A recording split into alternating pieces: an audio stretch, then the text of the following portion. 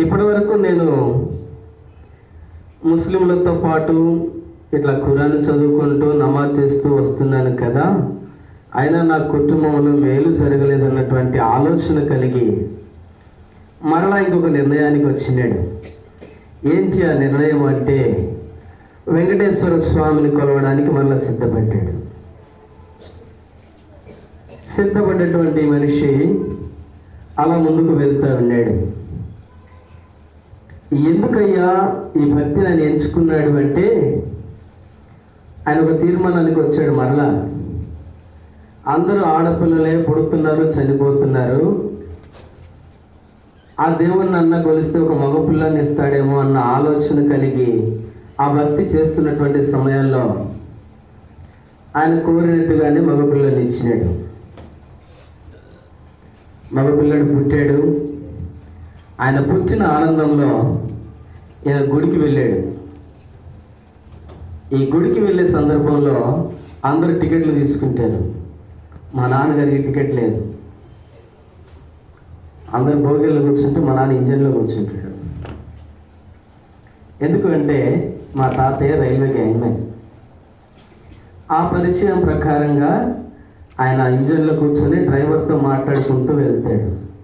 వెళ్ళినటువంటి ఆయన, మా నాన్నగారు నాతో చెప్పిన మాట, ఆ గుడికి వెళ్ళాను, దర్శనం కోసం ముందుకు వెళ్తూ ఉంటే వాళ్ళు మమ్మల్ని నెట్టేవాళ్ళుగానే ఉన్నారు, కానీ నిలబడి దర్శనం చేసుకునేటటువంటి సమయాన్ని మాకు ఇవ్వరు అని అన్నాడు.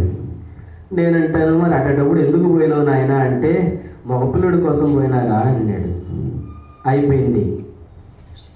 ఆ బయటికి వచ్చిన తర్వాత ఒక లడ్డు కొన్నాడంట.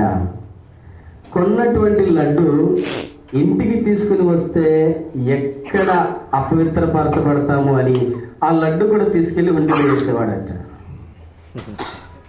ఏమంటే తినే పదార్థం ఎవరన్నా ఉండిలో వేస్తారండి? ఈయన భక్తి అలా వచ్చింది. అయిపోయింది. ఇంటికి వచ్చాడు. ఒక 3 నెలలు 4 నెలలు గడుస్తూ వచ్చింది. ఆ పుట్టినటువంటి బాబుకు చిన్న వ్యాధి,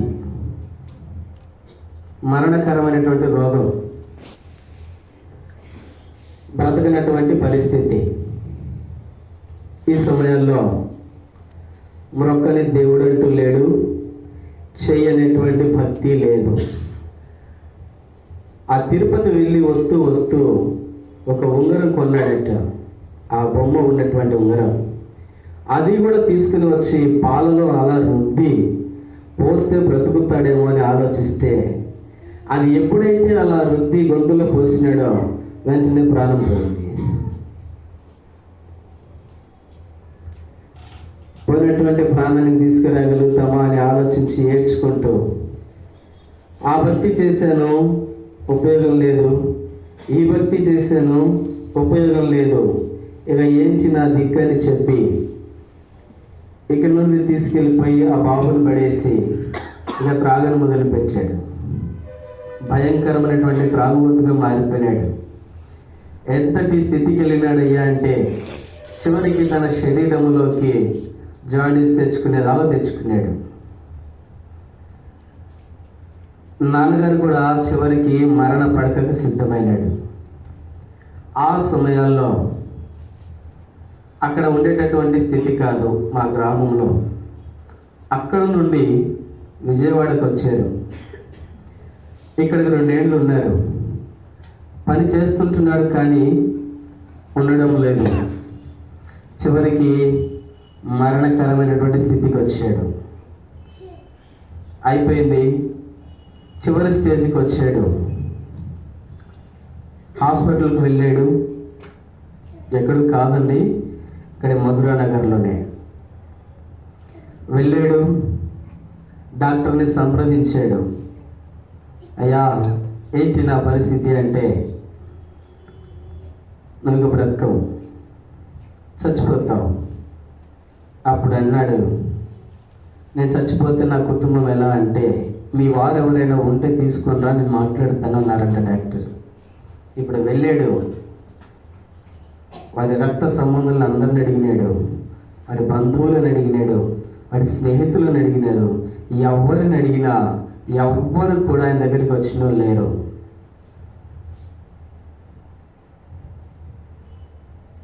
ఏం చేయాలో తెలియని పరిస్థితి. మరలా హాస్పిటల్కి వెళ్ళాడంట. అక్కడికి వెళ్ళి నా వారంటే ఎవరు రాలేదు నా కొరకు, నేను ఒక్కనే వచ్చినాను అన్నాడంట. ఆ సందర్భాల్లో సరే నడవలేకున్నావు కదా, బెడ్లో పడుకో అని చెప్పేసి పడుకోబెట్టి వీళ్ళు ఇక్కడ మాట్లాడుకుంటున్నారంట. यार మీకు ఆపరేషన్ కలుగుతాం మరుగు చేత క్యా కరేతో హోతా అని మాట్లాడుకుంటున్నారంట. ఈ మనిషికి ఆపరేషన్ చేస్తే చనిపోతాడు, కడుపులో కత్తి పెడితే చనిపోతాడు, ఈ మనిషికి ఏమో ఎవరు రాకపోయా అని వాళ్ళు మాట్లాడుకుంటూ ఉంటే మా నాన్న ఒక మాట అడిగాడంట, ఏదైనా కొంచెం ఉపశాంతికి ఇవ్వండి, నేను ఇంటికి వెళ్తాను అంటే ఒక 4 టాబ్లెట్లు 5 టాబ్లెట్లు ఇచ్చారంట. ఒక టాబ్లెట్ అక్కడే వేసుకొని అలా పడుకొని ఉన్నాడు. సందర్భాల్లో ఇక్కడ నుండి ఒక సిస్టర్ వెళ్ళారట. వాళ్ళు రాజుల కుటుంబంలో నుంచి వచ్చిన వారట, ప్రభు నమ్ముకున్నటువంటి సిస్టర్. ఆమె వెళ్ళిందంట. ఆ సమయానికి ఈయన పడుకున్నటువంటి సందర్భాల్లో చూసి, ఏంటి బ్రదర్ అంటే, ఇట్లా నా పరిస్థితి ఇలా ఉందండి అంటే, సరే మీకోసం నేను ప్రార్థన చేస్తాను, ప్రార్థన చేయించుకుంటారా అని అడిగాడంట. మా నాన్న అన్నారంట, అన్నీ చూశాను కదా, ఈ దేవుని కూడా చూద్దాం అంటే, ఈ యేసుక్రీస్తు వారిని ఎంతగా ద్వేషించేవాడంటే మా నాన్న, అప్పుడు మీ చిన్న వయసులో ఉండుంటాయి, అవి FM రేడియోలు ఉంటాయి కదా, ఆ రేడియోలో ఆర్ఆర్కే మూర్తి గారు వాక్యం చెబుతుండేవారట. ఆ వాక్యం చెబుతున్నటువంటి సందర్భాల్లో, అలా తిప్పుతున్నటువంటి ఆ సందర్భాల్లో వాక్యం తగలగానే తలంతా పగిలిపోయేలా ఉంటుందంట. అమ్మ నా బూతులు తిట్టేవాడట, తిట్టేసి దాన్ని ప్రక్కగా నెట్టేవాడట. అవన్నీ గుర్తొచ్చినాయి. ఇప్పుడు ఆయన అంటున్నటువంటి మాట, సరే సిస్టర్ నా కోసం ప్రార్థన చేయండి అన్నారంట. ఆయన చేతిలో ఉన్నటువంటి టాబ్లెట్స్ ఆమెకి ఇచ్చి ప్రార్థన చేయించుకొని ఒక టాబ్లెట్ వేసుకున్నటువంటి 1 గంటలోనే కొంచెం హుషారు వచ్చిందంట. అప్పుడు వీరు అనుకుంటున్నారు, మళ్ళీ ఎట్లా చేయాలి బ్రదర్ని అని చెప్పి వీళ్ళు మాట్లాడుకుంటూ ఉంటే, వీళ్ళు కత్తి పెట్టి నన్ను కోస్తే ఇక్కడే చచ్చిపోతే నాకు దిక్కేంటని చెప్పి ఆ వేసుకున్నటువంటి టాబ్లెట్, చేసినటువంటి ప్రార్థన హాస్పిటల్ నుంచి వారు ఉండేటటువంటి ఇంటి దాకా తీసుకెళ్ళింది. అలా వెళ్ళినటువంటి మా నాన్నగారు అక్కడ వాళ్ళు ఉండేటటువంటి గదికి, ఆ మందిరానికి కొంచెం దూరమే. మరుసటి దినాన ఆయనే నడిచి వెళ్ళారంట. అలా వెళ్ళినటువంటి ఆయన ప్రభువుని తెలుసుకున్నాడు. అదే చెప్పాను కదా, నిజమైనటువంటి రక్షకుని తెలుసుకోవాలి అంటే 2 విషయాలు మానవ జీవితంలో జరగాలి. ఇది వాస్తవమైనటువంటి విషయం. వచ్చినటువంటి మరణకరమైనటువంటి రోగాన్ని బట్టి యేసుక్రీస్తు ప్రభు వారిని తెలుసుకున్నారు నాన్నగారు. 1989లో మారు మనసు పొందినటువంటి మా నాన్న 1990లో బాప్తిసం తీసుకొని దేవుని యొక్క దర్శనాన్ని బట్టి పొట్లపాడు గ్రామానికి, అంటే తన స్వగ్రామానికి దేవుడు మాట్లాడే దాన్ని బట్టి వెళ్ళడం జరిగింది. 1992లో మందిరం కట్టడం కూడా జరిగింది. ఈ మధ్యలో 1990లో నేను పుట్టాను. ఇప్పుడు అంటున్నటువంటి మాట నా తల్లిదండ్రులు ఇద్దరు, ఆ దేవుళ్ళని నమ్మాం, ఈ దేవుళ్ళని నమ్మాం, ఏ దేవుడు మనకు సహాయం చేయలేదు కదా. సరే, ఈ దేవుడే నిజమైనటువంటి దేవుడికినైతే ఇక్కడ మీకు ఒక విషయం చెప్పాలి. యేసు ప్రభువుని అంగీకరించినటువంటి మా నాన్నగారిని విడిచి వెళ్ళిపోయింది మా అమ్మ. తెలియని పరిస్థితిలో ఉన్నటువంటి మా నాన్న ప్రార్థన చేస్తూనే ఉన్నాడట. ఒకరోజు ఎందుకో వెళ్ళాడు. వెళ్ళిన తర్వాత మా అమ్మ చెబుతుందంట, నీవు నమ్మినటువంటి దేవుడు యేసు ప్రభు గొప్పవాడికినైతే నాకు ఒక మగపిల్లని ఇవ్వను, నేను యేసు ప్రభుని నమ్ముతా, లేకపోతే లేదన్నదంట. అదేందమ్మా అలా మాట్లాడతామంటే, అంతే, నీ దారి నీదే, నా దారి నాదే. ఎందుకంటే నేను పక్కా ముస్లిం. తేరా రస్తా తేరా, మేరా రస్తా మేరా, తేరా నై మేరా నై, చల్ జావ్ అంటే అక్కడి నుంచి వెళ్ళిపోయాడు. మా అమ్మగారి పుట్టిల్లో నరసరావుపేట. అక్కడి నుంచి వెళ్ళిపోయిన తర్వాత మా నాన్న ఒక్కడే అక్కడ ఇంటిలోనే ప్రార్థన స్టార్ట్ చేశారు, చేస్తూనే ఉన్నారు. ఈలోపు దేవుని మహాకృపను బట్టి గర్భంలో పడ్డటువంటి నేను 1990 నవంబర్ 25 ఆ రోజున నేను జన్మించినాను. అది కూడా ఎలాగయ్యా అంటే, ఆదివారం తెల్లవారుజామున మా అమ్మ వాళ్ళ ఇల్లు ఇలా ఉంటుంది, వారికి ఎదురుగా పెద్ద చర్చి ఉంటుంది. తెల్లవారుజామున వాళ్ళు ప్రార్థన చేస్తూ వాక్యం చెబుతున్నాడంట పాస్టర్ గారు. అప్పుడు ఇక్కడ జన్మించడం జరిగింది. అలాగూ ఎప్పుడైతే ఈమె విశ్వాసాన్ని బట్టి నేను పుట్టినానో వెంటనే మా అమ్మే కబురు పెట్టిందంట, నాకు మగపిల్లడు పుట్టినాడు, ఆయన రమ్మని చెప్పమని. వచ్చాడు, చూశాడు, సంతోషించాడు. అమ్మా ఇప్పుడు చెప్పు, నేను నమ్మిన దేవుడు గొప్పవాడా అంటే గొప్పవాడే, ఇప్పుడు నేను కూడా నీ వెంబడి వస్తాను అన్నది. అలాగే వచ్చినటువంటి మా అమ్మ నన్ను పెంచడం మొదలుపెట్టింది. ఈలోపు మా అన్నకు ఏదైతే అనారోగ్యం వచ్చిందో అదే స్థితి మరలా నాకు కూడా వచ్చింది. చనిపోవడానికి సిద్ధమైపోయినా. 40 రోజుల వయసులోనే, నాకంటే ముందు 6 నెలలు బతికినాడు, నాకైతే మాత్రం 40 రోజుల టైమే. ఈ 40 రోజుల టైంలోనే మరణాన్ని చూశాను. మా నాన్నగారు ఊరు వెళ్ళారు, తిరిగి రాబోయేసరికి హాస్పిటల్లో ఉన్నాను. ఏం జరిగిందయ్యా అంటే, వాడికి వచ్చిన బాధే వీడికి కూడా వచ్చింది, కష్టమే అని. అప్పుడు మా నాన్న అక్కడే కూర్చొని ఏడుస్తూ ప్రార్థన చేస్తున్నాడంట. ఆయన చేస్తున్నటువంటి ప్రార్థన మా అమ్మకు కూడా చెబుతున్నాడంట, ఈ విధంగా ప్రార్థన చేయని. ఇద్దరు కలిసి చేసినటువంటి ప్రార్థన సాయంత్రానికి దేవుడు మరలా నన్ను సజీవునిగా చేసినాడు. అంటే నేను పుట్టిన 40 రోజుల నుంచే మరణాన్ని చూస్తూ వస్తూ ఉన్నాను. నా జీవితంలో మరణానికి దగ్గరగా వెళ్ళినటువంటి సందర్భాలు 3. ఈ 3 కూడా ప్రభు నన్ను తప్పిస్తూ వచ్చినాడు. అయినా సరే దేవుని లెక్క చేయని వాడను నేను. ఇప్పుడు నా దగ్గరికి వస్తాను. నా చిన్న వయసులోనే, నా 10th క్లాస్లోనే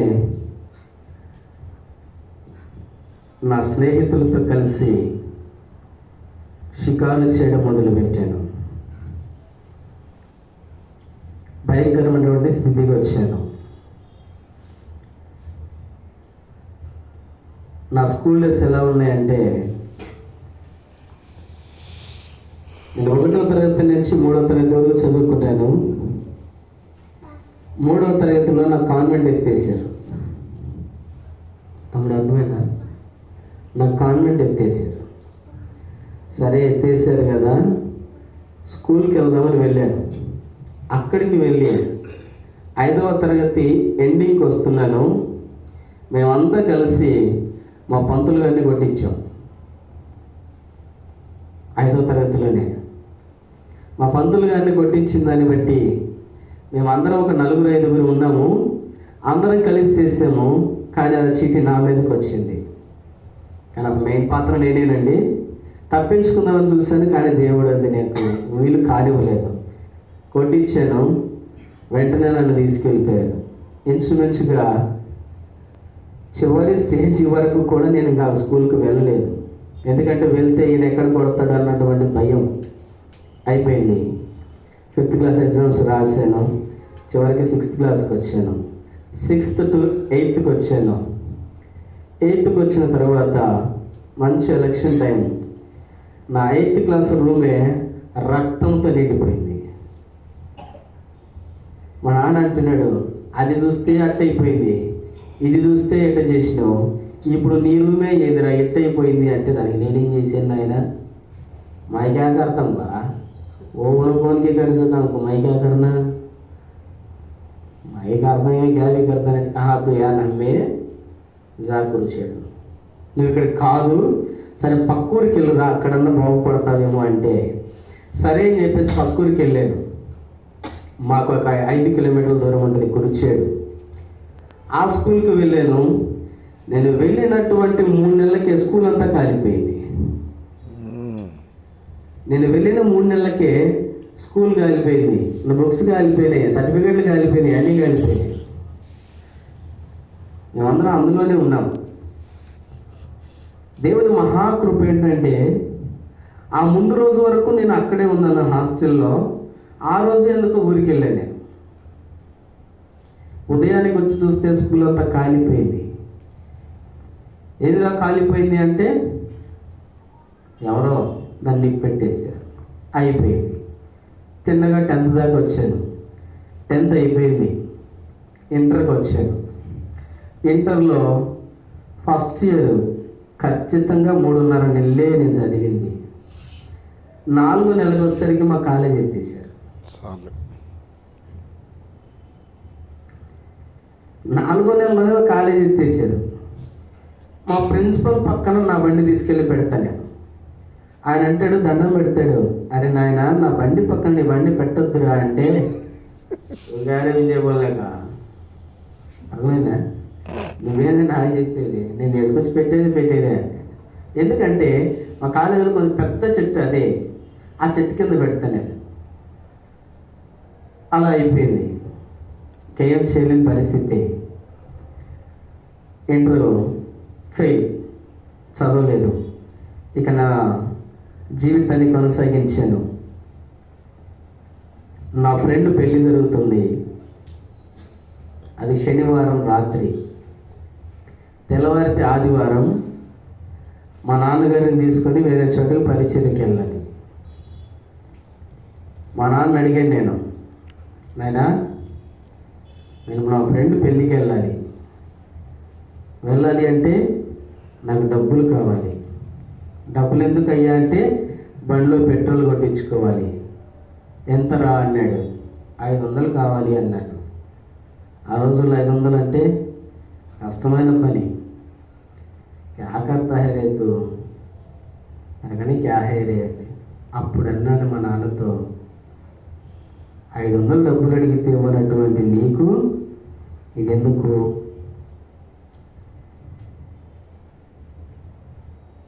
ఇదెందుకు నీకని వ్యతిరేకించినటువంటి సమయం. గొడవ పడ్డాను, కోప్పడ్డాను. నా దగ్గర ఉన్నటువంటి బండి తీసుకున్నాను. వాళ్ళ ఇంట్లో చెప్పలేదు. ఇంకా నా దగ్గర ఉన్నటువంటి 3 స్నేహితులను తీసుకున్నాను. 4 వెళ్ళిపోయాం. ఆ రాత్రంతా అక్కడే ఉండిపోయాం. ఎలా ఉన్నామయ్యా అంటే భయంకరమైనటువంటి స్థితి. తెచ్చుకున్నాం, ప్రశాంతంగా తాగినాం, హ్యాపీగా పడుకున్నాం. ఎవరు లేవలేదు. నాకు మెలకు వచ్చింది. టైం చూస్తే 3:30 అయింది. తెలియని పరిస్థితి. వీళ్ళు ఎక్కడ నాకు కనబడలేదు. బండి తాళాలు నాదే కాబట్టి ఆ బండి తీసుకున్నాను, తాళాలు తీసుకున్నాను, స్టార్ట్ చేశాను. ఒక్కడిని రావడానికి ధైర్యం సరిపోవట్లేదు. ఏం చేయాలి? మరలా బండిలో కొన్ని పెట్టుకున్నాను, తాక్కుంటూ ఇంటికి వచ్చాను. ఇంటికి వచ్చినటువంటి నేను నా రూమ్లో పడుకున్నాను. నా రూమ్లో పడుకున్న తర్వాత ఖచ్చితంగా 6:30-7 గంటల కల్లా మా నాన్న వచ్చి లేపుతున్నాడు. రాజా, అర్థమైందా? పో వచ్చినాడువి, ఎట్టొకట్ట పో అన్నాడు. నేను, ఏంట్రా కొంచెం తేడాగా ఉన్నావంటే, తేడా లేదేం లేదు, రేపు నేను కాసేపు ఉండగా వస్తాలే అని చెప్తున్నాను. వ్యతిరేకించడం మొదలుపెట్టాను. ఏం చేయాలో అర్థం కాని పరిస్థితుల్లో ఉన్నటువంటి నేను ఆ తర్వాత కాసేపు ఆగి మరలా వచ్చి మా నాన్న, సరే అయిందేదో అయింది, లేచి స్నానం చేసి బయలుదేరితే వెళ్దామన్నాడు.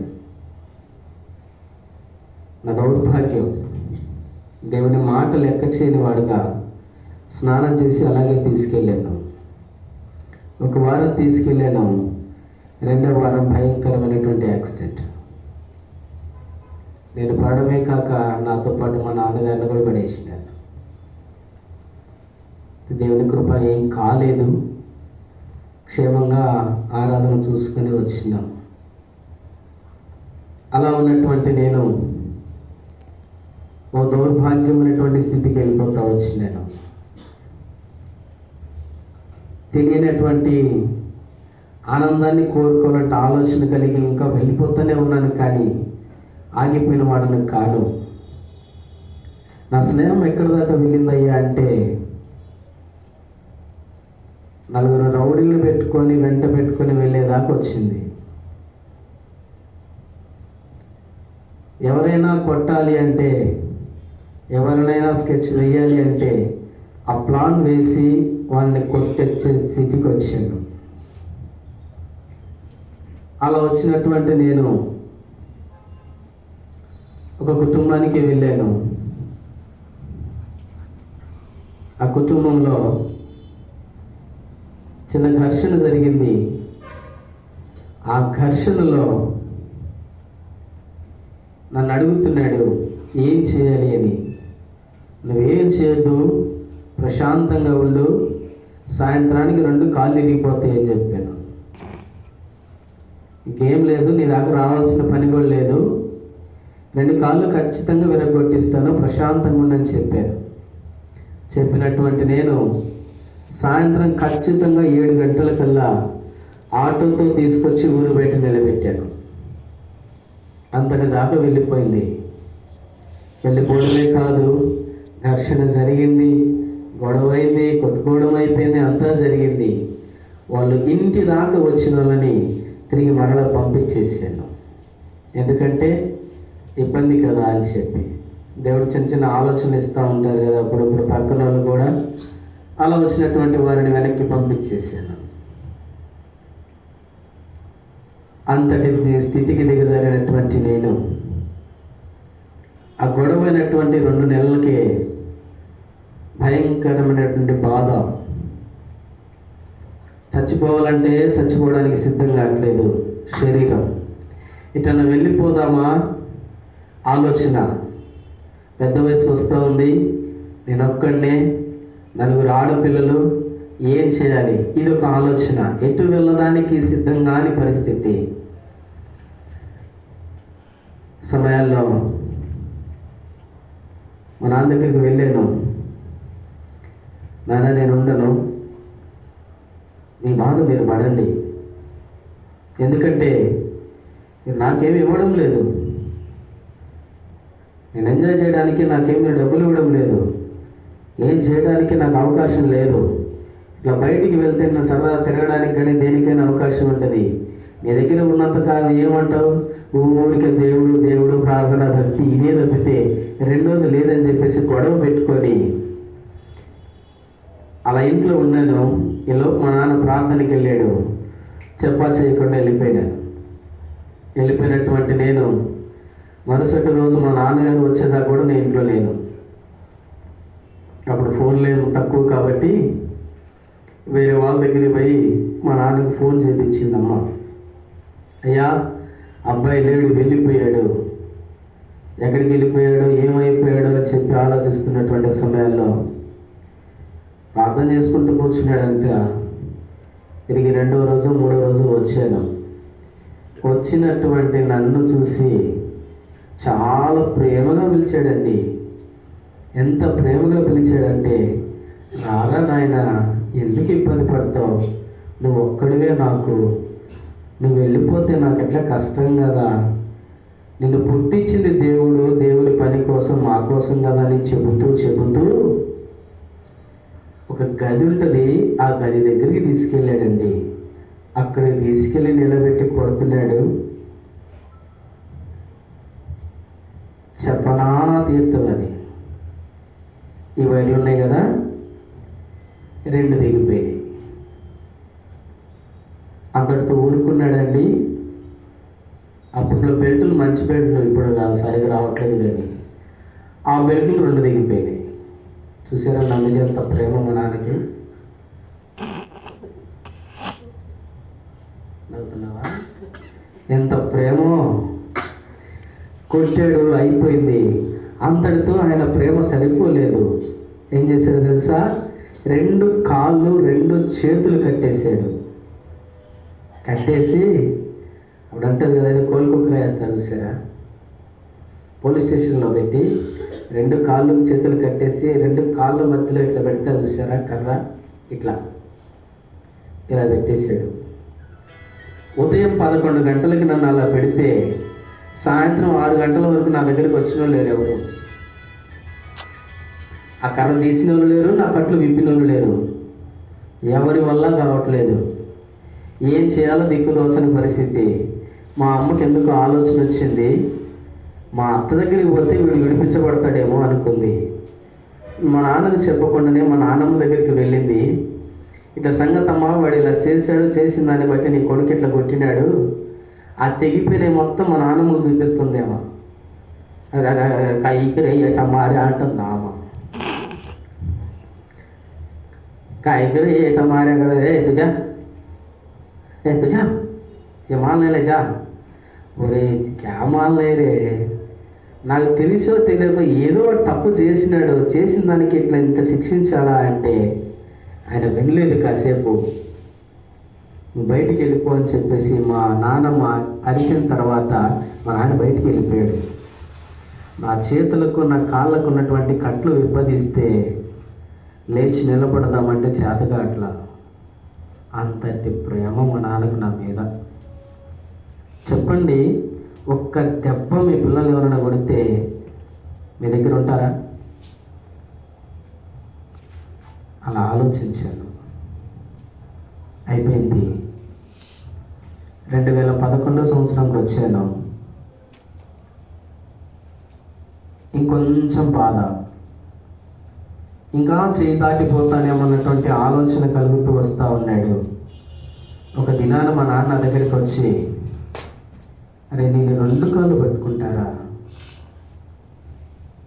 నేను సేవ చేయడం కోసం నేను పెంచుతున్నాను, నేను ఏ పనికి పోనించకుండా జాగ్రత్తగా పెంచుతుంటే ఎందుకురా ఇలా తయారవుతున్నావంటే అప్పుడు అదే మాట.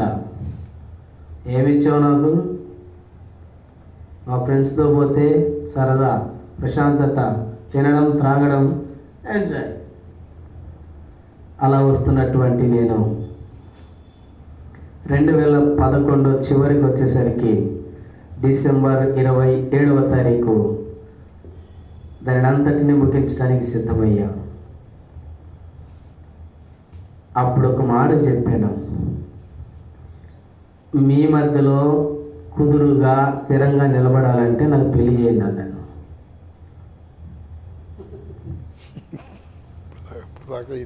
అప్పటికి నా వయసు ఎంత? 20 ఏళ్ళు.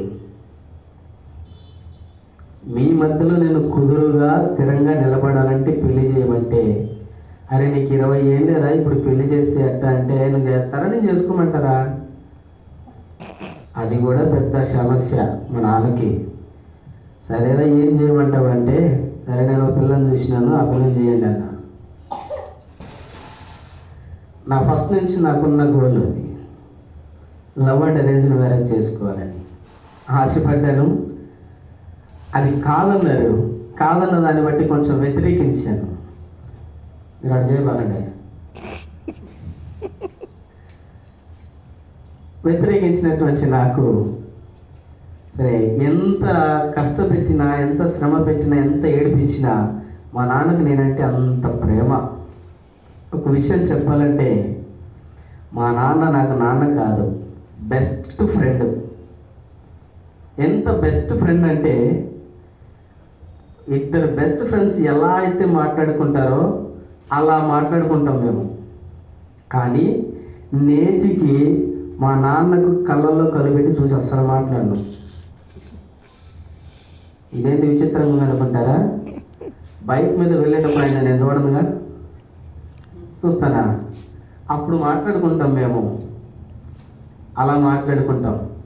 అలా వస్తున్నటువంటి సమయాల్లో ఇది కూడా అడ్డం తిరిగాను కదా, ఏం చేయాలి అంటే సరే చేస్తానన్నాడు.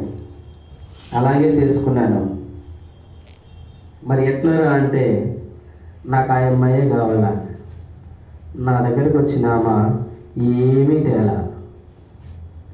ఊరికనే వచ్చింది. 2 జతల బట్టలు పెట్టుకొని జాగ్రత్తగా వచ్చింది. వచ్చినటువంటి మాకు ఆమె కుటుంబం మొత్తం ఆమెను వ్యతిరేకించడంలే. యేసు ప్రభుని అంగీకరించిన అటువంటి కుటుంబానికి వెళ్తున్నావు, నీ పెళ్ళికి మేము రాము. నిజమండి.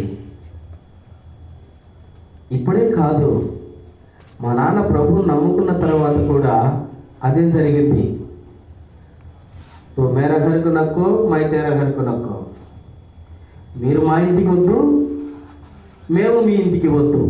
ఎందుకు అంటే కులం తక్కువ దేవుని నమ్మినావు నువ్వు, కాబట్టి మేమందరం నిన్ను వెలేస్తున్నామన్నారు. వెలేశారు, నెట్టేశారు, హింసించారు, బాధ పెట్టారు, ఏడిపించారండి. అట్లా ఇట్లా కూడా కాదు, ఒక దినమంతా మా నాన్నని మసీదులో పెట్టి కట్టేశారు. దేవుని మహాకృప, దైవ సేవకులతో మాట్లాడి అక్కడికి వచ్చి మాట్లాడిన తర్వాత బయటికి వచ్చారు నాన్న. నిజం, యేసు క్రీస్తు వారిని అంగీకరించినటువంటి ఈ కుటుంబం దేవునికి, కుటుంబములకు సాక్ష్యంగా నిలబడింది. అది నేను చెప్పగలుగుతాను. అలా వచ్చినటువంటి నేను 2012 జనవరి 30 వివాహం చేసుకున్నాను కానీ మనసు అయితే మారలేదు. అలా వస్తున్నటువంటి సందర్భాల్లో 2013 నవంబర్ సెప్టెంబర్ మాసాల్లో నాకు మరలా వచ్చింది బాధ. వచ్చినటువంటి సందర్భంలో హాస్పిటల్కి వెళ్ళాను, డాక్టర్తో మాట్లాడినటువంటి డాక్టర్ అంటున్నాడు, నువ్వు ఈరోజు ఎలా బ్రతికినావు అంటున్నాడు. నాకు అర్థం కావట్లేదు అని చెప్పేది. ఏంటి సార్, మళ్ళీ ఇంకోసారి చెప్పండి అన్నాను. నువ్వు ఎలా బ్రతికావు అన్నాడు. అంటే ఏమో నాకేం తెలుసు అన్నాను. అంతేగా, నాకేం తెలుసు, బతికినాను. ఎట్లే మాట్లాడినా డాక్టర్తో. నా ప్రక్కన ఆ సిస్టంలో టైప్ చేసే సిస్టర్ నవ్వుతుంది నేను మాట్లాడే మాటకి. సరే అసలు ఏమైంది సార్ చెప్పండి అంటే, మీ నాన్నని పిలువన్నాడు. లోపలికి పిలిచిన తర్వాత, ఈ రాత్రి నీ కొడుకు బ్రతికితే ఆపరేషన్ చేస్తారు ఉదయం అన్నాడు. ఈ రాత్రి నీ కొడుకు బ్రతకాలి, ఆపరేషన్ లేకపోతే లేదన్నాడు. ఏమైంది సార్ అంటే, ఈ ప్రక్కంతా ఇన్ఫెక్షన్ అయింది. అది ఇక్కడ నుండి గుడ్డదాకా చేరింది. ఈ రాత్రి బ్రతికితే ధన్యుడు అన్నాడు. అప్పుడు అంటూ అన్నాడు, నువ్వేం చేస్తావు అబ్బాయి అన్నాడు. నేను వెంటనే చెప్పాను, తిరుగుతానన్నా. మీ నాన్న ఏం చేస్తాడు అన్నాడు. మా నాన్న పాస్టర్ గారండి అన్నాను. అట్లయితే మీ నాన్న నమ్మిన దేవుడే నిన్ను బ్రతికించినాడు అన్నాడు. ఆ రోజు డాక్టర్తో దేవుడు నాతో మాట్లాడినట్టే అనిపించింది. వచ్చాను ఇంటికి, నాకైతే నమ్మకం లేదు. మా అత్త వాళ్ళ ఇంటికి వెళ్ళాను, అక్కడ కూర్చున్నాను. ఏంట్రా బాయ్ పరిస్థితి అన్నాడు మావయ్య. ఏం లేదు మామ, ఈరోజు బ్రతికితే రేపు పొద్దున్న ఆపరేషన్ అంట, లేకపోతే లేదు కదా. సరే ఏదేమైనా నాకు ప్రశాంతంగా దమ్ బిర్యానీ తీసుకొచ్చి పెట్టు, తిని పండుకుంటా అన్న. అప్పుడు కూడా సాగలేదండి, ముక్కలు కావాలా, త్వరపడికి ముక్కలే కావాలా. చెప్పాను, నేను ఏదైతే చెప్పానో మా మామ అదే చేశాడు. తీసుకొచ్చాడు, తిన్నాను. నేను ఇక అక్కడ లేను. నాకు ఒక ఆలోచన, ఎందుకంటే డాక్టర్ చెప్పాడు కదా, ఈ రాత్రి నువ్వు బ్రతికితే ఆపరేషన్ అని. ఈ ఇంట్లో చచ్చిపోవడం కంటే హాస్పిటల్కి వెళ్ళి పడుకొని చచ్చిపోవడం మేలు, ఎందుకంటే అక్కడి నుంచి తీసుకెళ్తారు కదా అని. అర్ధరాత్రి 12 గంటలకల్లా మా నాన్నని తీసుకొని నేను హాస్పిటల్కి వెళ్ళాను. అక్కడికి వెళ్ళి పడుకున్నటువంటి దేవుడు నాతో మాట్లాడుతూ ఉన్నాడు. అప్పుడు చూపిస్తున్నాడు నా చరిత్ర అంతా, నాతో మాట్లాడుతున్నాడు. ఇప్పుడు అరే బాయ్, ఇప్పుడు చచ్చిపోతున్నావు, ఎక్కడికి వెళ్తావు మాట్లాడుతూ ఉన్నాడు. కళ్ళు తెరవడానికి అయితే ఓపిక రావట్లేదు, కానీ నేను చచ్చిపోయానే అనుకుంటున్నాను. నేను నేను చచ్చిపోయానేమో, అందుకే దేవుడు నాతో మాట్లాడుతున్నాడు, నేను ఎక్కడికో వచ్చాను, మొత్తానికి ఇంక అయిపోయింది, నాకెవరు లేరని అనుకుంటున్నాను. ఇట్లా కిందకు చూస్తే నాకెవరు కనబడడం లేదు, అంతా శూన్యంగా కనబడుతూ ఉంది.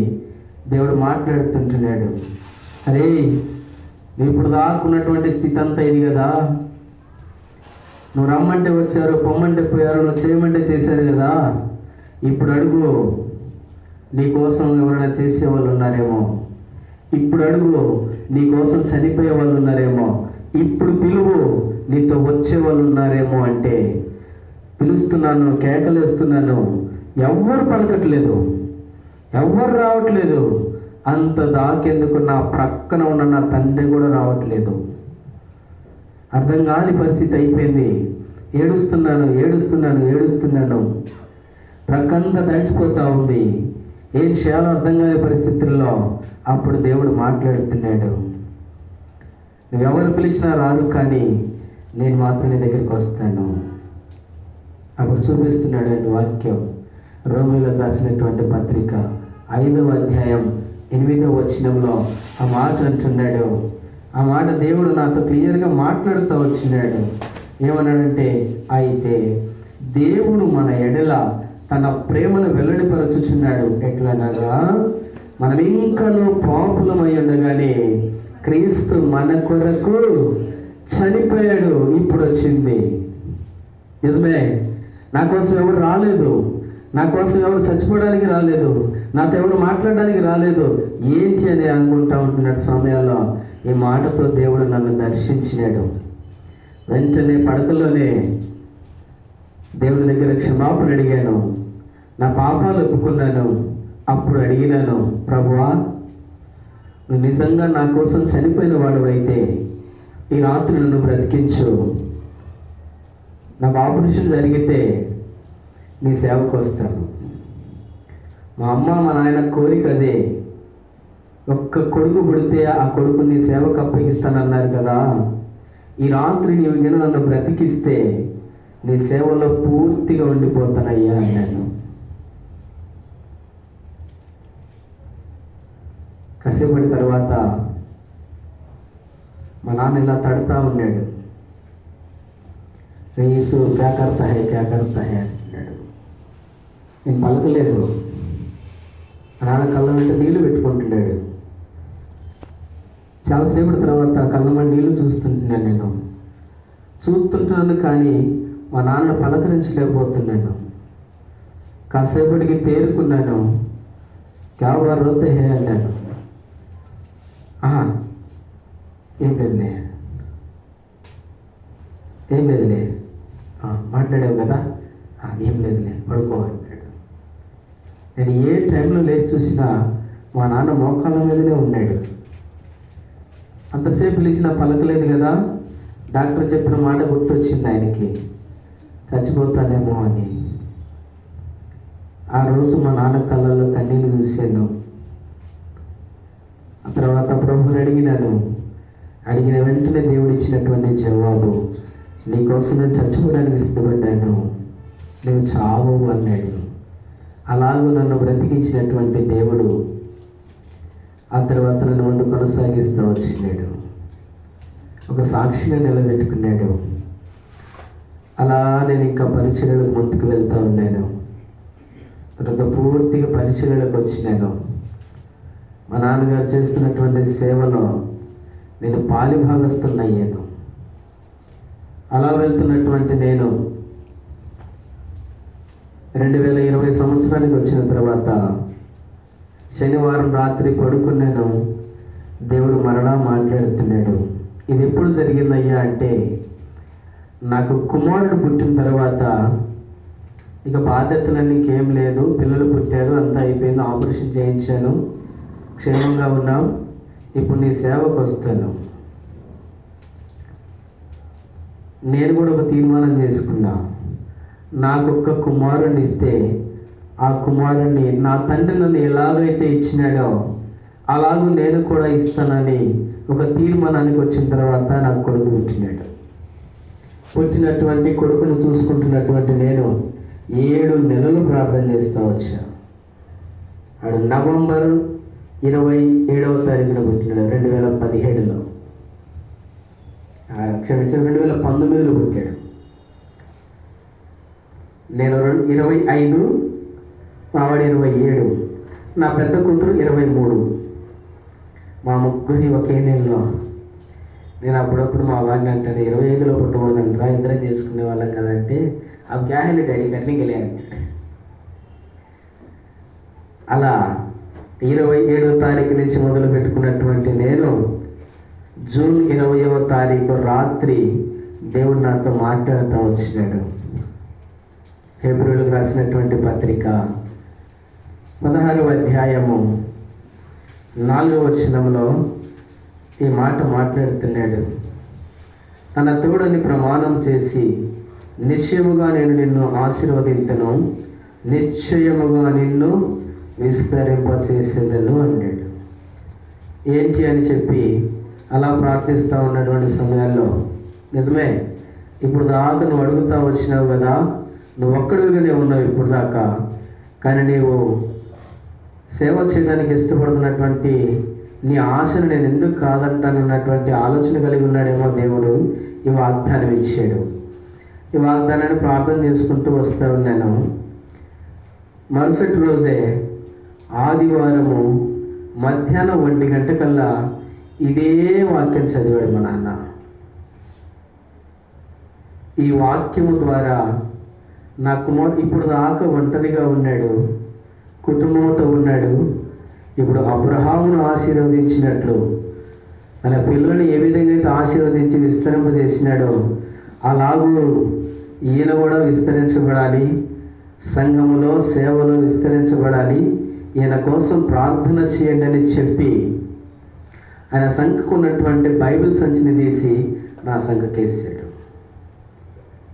ఆనాటి నుండి ప్రార్థన చేసుకొస్తున్నటువంటి నేను పూర్తిగా దేవుని సేవకు సమర్పించుకున్నాను. అలా ముందుకు వెళ్తున్నటువంటి నాకు దేవుని యొక్క మహాకృపను బట్టి తలమల అబ్రహాం అన్నకు నాకు మా నాన్న అప్పగిచ్చేసాడు. ఈరోజు నేను ఇక్కడికి వచ్చి మీ ముందు ఒక సేవకునిగా నిలబడి వాక్యము చెబుతున్నాను అంటే దేవుని యొక్క మహాకృప. తర్వాత మా నాన్నగారి ప్రార్థన, రెండవది నేనైతే నమ్మగలుగుతాను మా ఆవిడ ప్రార్థన. నాకంటే కూడా చాలా విశ్వాసం కలిగినది ఆమె చేసినటువంటి ప్రార్థన. ఈనాడు మీ ముందు నిలబడ్డాను నేను. అలాగే కాదు, ఇంకొక మాట ప్రత్యేకంగా చెప్పాలంటే దేవుడు నాకు ఇచ్చినటువంటి గిఫ్ట్ అబ్రహాం అన్న. నేటికి కూడా ఆయనతో కలిసి నేను పరిచయం ముందు కొనసాగుతూ ఉన్నాను. ఎక్కడికి వెళ్ళినా సరే నన్ను కన్న తండ్రి మా నాన్న అయితే ఆత్మీయతలో నన్ను పెంచుతున్న తండ్రి అని చెబుతాను నేను. అబ్రహాం అన్న అన్నతో కలిసి నేను పరిచయం చేస్తూ ఉన్నాను. 5 ఏళ్ళు పూర్తయింది, 6వ సంవత్సరానికి వచ్చినాను. దేవుడు నేటికి అనేక ప్రాంతాల్లో సువార్థికునిగా, పరిచారకునిగా, సేవకునిగా ముందుకు వెళ్తున్నాను. నాకు పెళ్ళైందని చెప్పాను కదా, నా భార్య పేరు మొదటి పేరు నాగూర్వి. ప్రభు చిత్తాన్ని బట్టి మా నాన్నగారే ఆమెకు పేరు పెట్టినాడు నిస్సి అని. నాకు 3 పిల్లలు. పెద్ద పాప పేరు షిఫ్రా, అర్థమైందక్క, షిఫ్రా. రెండో పాప పేరు మిల్కా, బాబు పేరు యాజీజ్. కాబట్టి దేవుడు ఇచ్చినటువంటి సంతానాన్ని పెట్టుకొని ప్రభు పనిలో ముందు కొనసాగుతూ ఉన్నాను. పరిచర్య కోసం ప్రార్థన చేయండి. దేవుని సేవలో బలంగా వాడడానికి దేవుడు నాకు ఇచ్చినటువంటి కుమారుని కోసం కూడా ప్రార్థన చేయండి. నా కుటుంబం కోసం ప్రార్థన చేయండి. మా మందిరం పేరు ఏంటంటారా? ఈ మందిరం పేరే శివనే మందిరం పేరు కూడా. కాబట్టి పరిచర్య కోసం, కుటుంబం కోసం, సేవ కోసం అనేక ప్రాంతాల్లో అబ్రహాముతో కలిసి ప్రయాణమై వెళ్తూ ఉన్నాను. ఆ ప్రయాణం అంతటి కోసము ప్రార్థన చేయండి. దేవుడి మాటలు దీవించి ఆశీర్వదించునుగాక.